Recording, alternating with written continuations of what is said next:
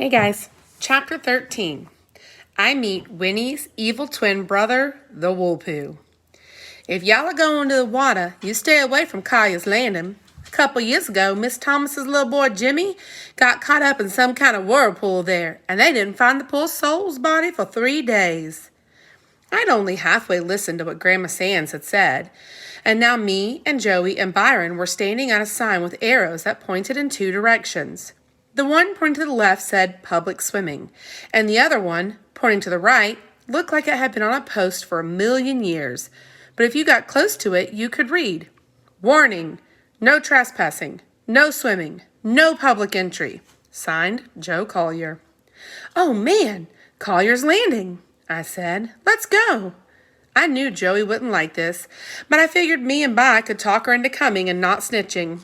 Joey said, Kenny, you heard Grandma Sands tell about that little boy getting lost in the water. What was that thing called that she said got him?" Daddy Cool said, "Didn't you hear what she said, Joey? She said he got caught by the Woolpoo." "Is that a fish?" Joey asked. "You know who Winnie the Pooh is, don't you?" Me and Joey both nodded. "Well, the Woolpoo is Winnie's evil twin brother. Don't no one ever write about him, 'cause they don't want to scare y'all kids. What he does is hide underwater and snatch stupid kids down with him." But I figured that dumb story was enough to scare me off, and he started walking in the direction of the public swimming. "If Kenny wants to take his stupid little behind down there and get snatched, let him." Bi grabbed Joey's hand and started pulling her along with him, but she skidded her feet in the dirt. "But Byron, what if the Woolpoo comes down to where we're going? Can't he swim down there and get people too?" "Nah, Joey. The Woolpoo don't come on public beaches. He just grabs folks that are too stingy to let peons on their line, like this Collier guy." Who could understand Byron? Here was a chance for another fantastic adventure, and he was going in the wrong direction. Something was wrong with him. If he was in Flint and you told him not to do something, he'd go right out and do it. But now he was acting real dull and square. Maybe it was the heat. Maybe just like it had sucked all the energy out of me, it had sucked all the meanness and fun out of Byron. "What you gonna do, punk?" Byron shouted over his shoulder. Joey yelled, "Come on, Kenny. You know what Grandma Sands said." I couldn't believe it. I really wanted to go see where some kid drowned, and now Bi was choosing this time to listen to what a grown-up told him.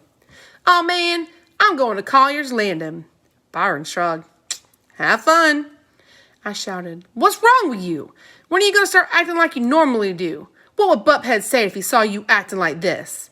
Byron flipped me double middle fingers and another finger sign I'd never seen before and said, "Just keep your little stupid butt out of the water." "Forget you, I'm going."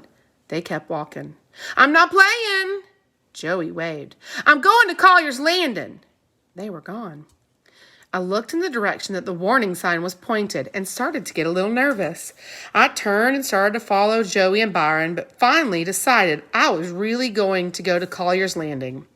Maybe Byron was getting sick of having more fantastic adventures, but I figured I was getting old enough to have some myself. "You're a couple of jive squares," I shouted, then walked off the way the warning sign pointed. Byron must have thought I was stupid. Who ever heard of something called a Woolpoo? I wasn't sure what the lie was, but I knew Byron had made that junk up. Besides, if Winnie the Pooh had an evil twin brother, it seemed like I would have read about it somewhere. Some of the time it was kind of hard to understand what Grandma Sands was saying, but I couldn't remember her saying anything about any Woolpoo. If there really was something that snapped kids into the water, Mama and Dad wouldn't let us come down here. Would they? I knew all that stuff, but I was still kind of nervous when I followed the little trail that went through a bunch of bushes and led to the water. I forgot all about Byron's lies as soon as I saw the water. Collier's Landing was great. The water was dark, dark blue, and best of all, it was about 100 degrees cooler. Joe Collier had put up another sign on a giant tree.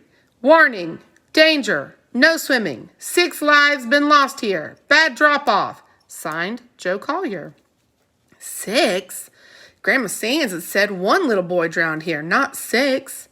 I felt dumb, but I looked real hard at the water to see if the Woolpoo was hiding there. I even looked up and down the shore to see if there were any strange footprints on the ground. I was kind of worried because this sign looked a lot fresher than the first one. I kept waiting for Ba to jump out of the bushes and say something like, "Aha, you little dope, I got you. I made you look for a whirlpool." But everything was real calm and quiet. The water didn't even look like it was moving, but like it was breathing, going up and down and up and down, and it made a sound like the wind blowing through big trees in Flint. I walked right to the edge of the water and still didn't see anything strange, so I figured if there really was anything dangerous, Byron would have followed me here and stopped me from getting hurt. Wouldn't he? Then a bell went off on my head. I knew Joe Collier put that sign up because he didn't want to share his lake with anyone. The whirlpool was some made-up garbage. There's one good thing about getting in trouble. It seems like you do it in steps. It seems like you don't just end up in trouble, but you kind of ease yourself into it. It also seems like the worse the trouble is that you get into, the more steps it takes to get there. Sort of like you're getting a bunch of little warnings on the way. Sort of like if you really wanted to, you could turn around. The first warning I should have listened to was when Daddy, Cool, and Joey followed the arrow to the left, and I went to the right. The second warning came when I decided to wade in the water and the knots wouldn't come out of my tennis shoelaces, and I had to pull and tug the shoes off with the laces still tied. After that, it's kind of hard to count how many warnings I got, because with the trouble I ended up in, I must have had a zillion of them. Step by step, I kept easing into trouble until I finally was standing in the lake with the water up to my knees. I'd gone out into the water because there were a bunch of little stupid-looking, slow-moving fish right near the shore. I thought I might be able to catch some of them and make them pets. I wasn't afraid because I figured if there was a real whirlpool and he was in this area, these little fish wouldn't be hanging around. Alabama fish were a lot friendlier and a lot trickier than Michigan ones. I bent over and stuck my hand in the water and tried to grab a couple, but they kept slipping away like they were covered with soap. They were right there and I couldn't grab them. They didn't even act like they were afraid of me. They just kept swimming around my legs, even bumping their faces into me like they were trying to kiss me. It seemed like they wanted me to catch them and take them back to Flint. After missing about 100 times, I stood up and saw the reason the fish wouldn't go out in the deeper water. There was a big green turtle about the size of a football cruising back and forth in the deep water, and he looked just as slow and stupid as the fish did. Wow, who'd want to have a fish for a pet when you could have a turtle? I took a few more steps out, and the cool blue water came all the way up to my arms. Getting cool all of a sudden like this made me bug my eyes and suck in my breath. I made a quick grab at the stupid turtle and zoom! He flapped his arms once and disappeared into deeper water. That quick grab was my last step. Boom! All of a sudden, I was in big, big trouble. The rocky ground under my feet started sliding away from the shore.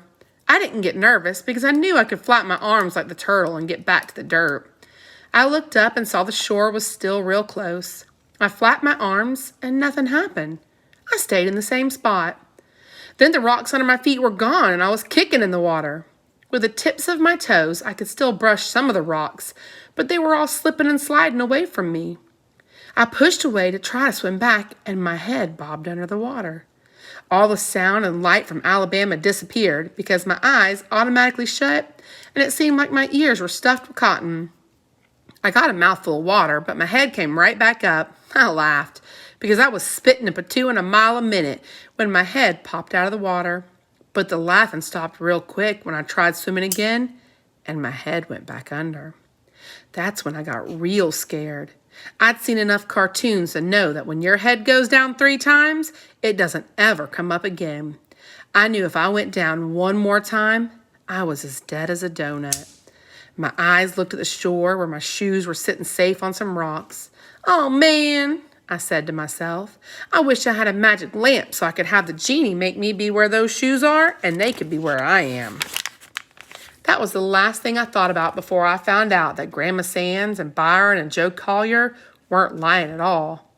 That was the last thing I thought about before I found out that the whirlpool was real and big and mean and horrible, and that he didn't care at all about dragging kids out into the water. I'd never, ever been this scared in my life. I hollered out, "Mama!" My arms were punching the water like it was a person, and my legs were going a mile a minute to try to get back to the shore. But now even my toes couldn't find anything to touch. Okay, Kenny, I said to myself, you know you're going to be all right. Just get real calm and swim back to land. When you count to 3, just go back to your shoes. I stopped kicking for a second and said 1, 2, 3. Then I gave my arms one more flap to go back to shore, and down I went again. My head went under for the 3rd time, and I knew I'd never come back up again. Going down 3 times like this is just like waking up and finding yourself tied to a tree with someone saying, "Ready, aim, fire." That's when he came swimming real slow out of the deep. And even though my head was underneath the dark water, I could see him coming right at me. He didn't look like he was related to Winnie the Pooh at all. He was big and gray with hard, square-looking fingers. Where he should have had a face, there was nothing but dark gray. Where he should have had eyes, there was nothing but a darker, colder-looking color. He grabbed my leg and started pulling me down. I kicked and scratched at him, but he was just too strong. It seemed like he didn't even feel my punches. My head felt like it was going to explode. I didn't think I could hold my breath for another second. I was feeling real scared and dizzy from holding my breath this long. Then suddenly, I could see there was someone else in the water, and the Woolpoo was pulling me right towards them. It was a little girl, and she had on a real pretty blue dress and big yellow wings and something tied around her head. When the Woolpoo pulled me closer, I could see that it was a little angel. And wait a minute, it was Joetta, looking just like the angel Miss Davidson had given her. Joey had wings and a halo. Her face was real calm too, but she was pointing straight up like there was something important I should look at. This angel that looked like Joey was telling me I had to swim up one more time. This really scared me. I knew it wasn't a good sign when you start seeing angels, so I kicked and flapped my arms and started going towards the sky. My head came up and I spit out a belly full of water and took a couple of good deep breaths. Mama, help me! But the Woolpoo wasn't through with me. I felt his hard hand go around my ankle, and I went down for the 4th time. I got pulled a little further and saw someone else in the water with me, kicking up a ton of dirt and scratching out the water like they were crazy. Byron! Man, the Woolpoo's going to let me see all my family one more time before I go. Byron tried to grab at me, but the Woolpoo was pulling me away too fast. I saw By's legs swim back up toward the sky. Pull, wish, stop. Pull, wish, stop. Up ahead, someone else was in the water. It has to be Mama and Dad. Goodbye, Mama. Goodbye, Dad. No, it's By again, still looking all crazy, still scratching the water. Byron and the Woolpoo started duking it out. By must have hit 100 times in that place where its face should have been. Finally, the Woolpoo couldn't take any more, and I felt those hard, cold fingers come off my ankle. The Woolpoo swam back into the deep water. The last thing I noticed about him was that he had big, square toes. Byron grabbed me and put his arm around my neck, and it felt like he was trying to choke me. As soon as he got me on the shore and turned me upside down, I felt like I was going to die. I started throwing up a ton of water and food. If there was a forest fire somewhere, all they would have to do was hold me over it, and I would have put it out. I threw up and coughed and choked and vomited about 1,000,000 times, and all this just because I'd breathed in some air. By held my ankles and kept banging me up and down and screaming at me. When the sound from the water in my ears and the sound of me vomiting my guts out and the wish sound from the Woolpoo finally let me hear, I could hear Byron shouting, "Oh man, oh man, oh man," over and over. Finally, I yelled, "Stop, put me down."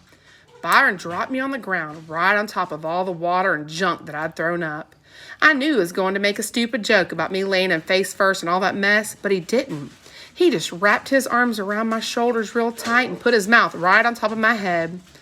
Byron was shaking like he was getting electrocuted and crying like a baby and kissing the top of my head over and over. This was real disgusting.